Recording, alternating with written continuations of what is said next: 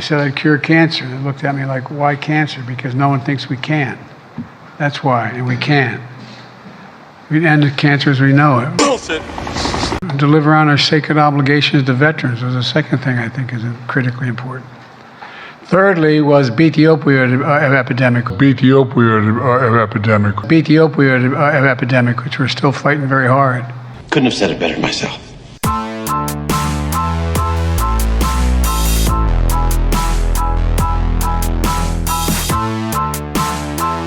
One of those included ending the opioid epidemic.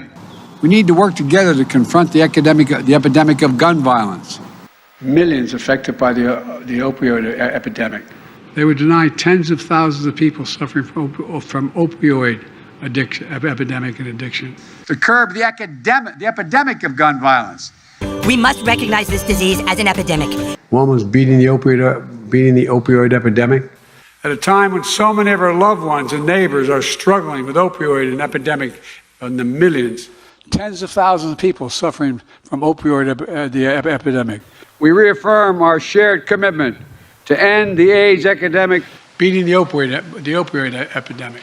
And we all know synthetic opioid epidemic has its roots around the globe. I call for a surge in resources to deal with the fentanyl epidemic.